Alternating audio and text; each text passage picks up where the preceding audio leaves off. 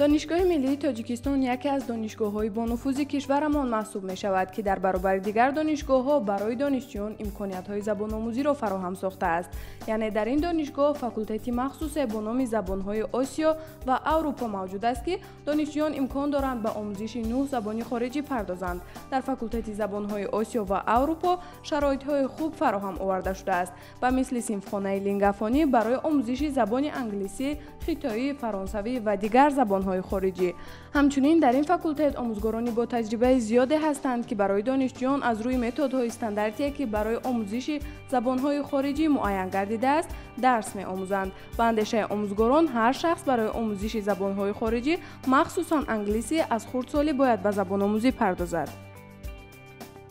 روند آموزش زبان‌های خارجی امروز خیلی هم خوب به راه مانده شده است. در مؤسسه‌های تحصیلاتی تا مکتبی، مؤسسه‌های تحصیلاتی میانه و اینچنین مؤسسه‌های بعد از مؤسسه‌های عالی. یکی از راه‌های آموزش زبان انگلیسی امروز از مؤسسه‌های تا مکتبی که در جمهوری به راه مانده شده است اقدام گرفتن بتوانیم که این جهتی که در مؤسسه‌های تا مکتبی فراهم شده است میتواند که از همه راه آموزش و آسان‌ترین برای شخصانی که زبان‌های خارجی را می‌آموزند به شما رود. طبق طلبات استاندارد وزارت معارف و علم جمهوری تاجیکستان و از جمله مجموعه برنامه‌های کافدرای زبان انگلیسی و تیپولوژی مقایسوی خب وابسته به آموزش زبان‌های خارجی سیلابوس و برنامه‌های مخصوص روز به روز آماده شده ایستادند که در این روند میتوان گفت که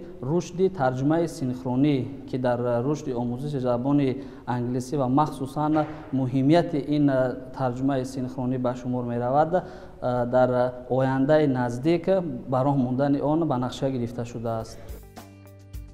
در فاکولته زبان‌های آسیا و اروپا کتاب‌های جمع‌آوری گشته است که مؤلف آنها نویسندگان خارجی میباشند و این میتواند امکان دیگری باشد برای آموزش زبان‌های خارجی برای دانشجویان. اینچنین طوری که آموزگاران این فاکولته ابراز می‌دارند دانشگاه ملی تاجیکستان با یک قطار دانشگاه‌های خارجی رابطه دارد که شرایط زبان‌آموزی را باز هم وسیع می‌گرداند. باید بگوییم که در این فاکولته آموزش زبان‌های خارجی با اصول‌های معاصر به راه مانده شده است که از جانب استادان تجربه دار و استادانی که واقعاً داننده این زبان‌ها میباشند به راه مانده شده است. همزمان دانشگاه ملی تاجیکستان با دانشگاه‌های متعدد دنیا همکاری‌ها دارد که بسیاری از زبان‌های تدریس شونده در این فاکولته از طرف صاحبان زبان نیز تعلیم داده میشند.